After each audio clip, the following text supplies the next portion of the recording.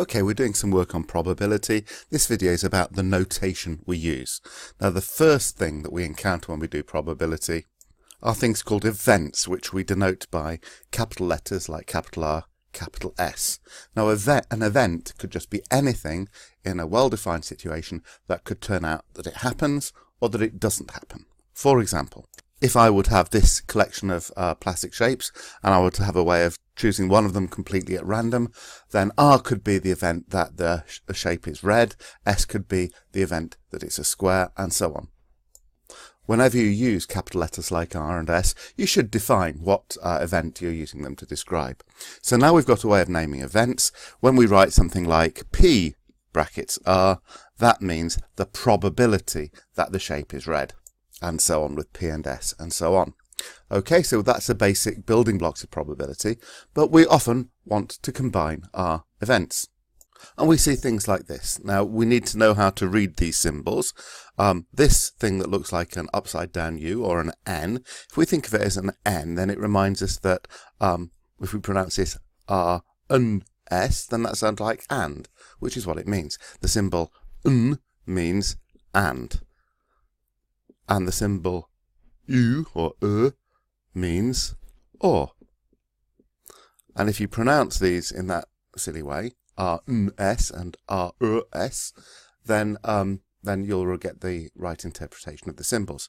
So the first one, the probability that it's red and a square, well, there is only one that's a red and a square. There it is.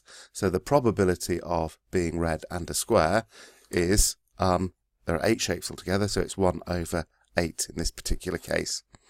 Now, if I say red or a square, then I have got these red ones, and I've got this other one that's a square, okay?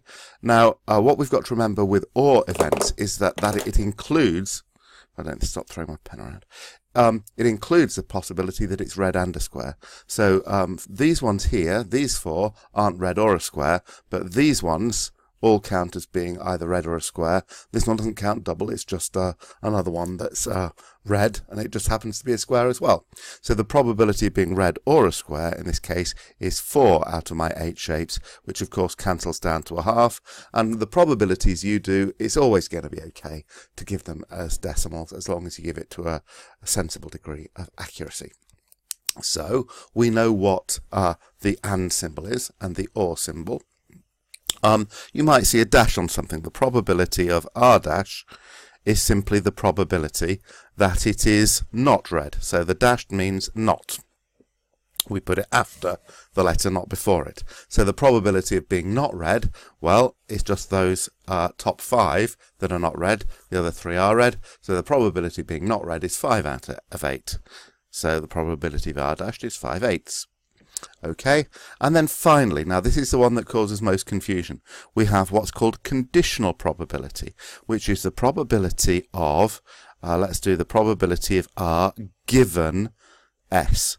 So the first thing is that we read the symbol, the line straight down, the vertical line, we read as being given. So what does this mean? Okay, it doesn't mean the same as the probability of being both red and a square. That's 1/8.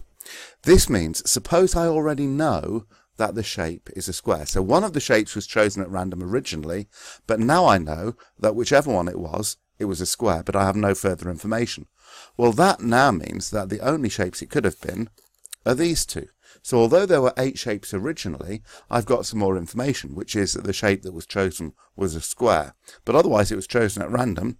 So therefore, from the information I've got, it's equally likely to be one of these 2 remaining shapes. One of them is red, so the probability of being red, given that it was a square, is 1 over 2. So, if you like, that 1 there is the same as the 1 here. One of the original 8 shapes was red. One of these 2 shapes here are red, but the difference is in the denominator. For the probability of being red and a square, I'm picking one of the 8 original shapes, so it's 1 over 8.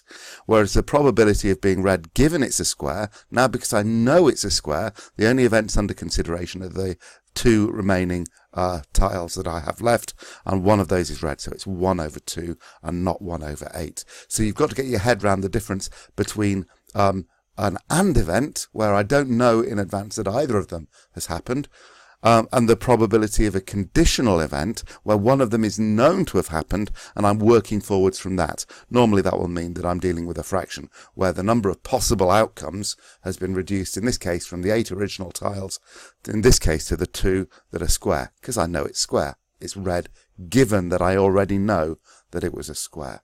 So that's our basic notation. You need to know these symbols and, or, not, and given. They will come up in our probabilities.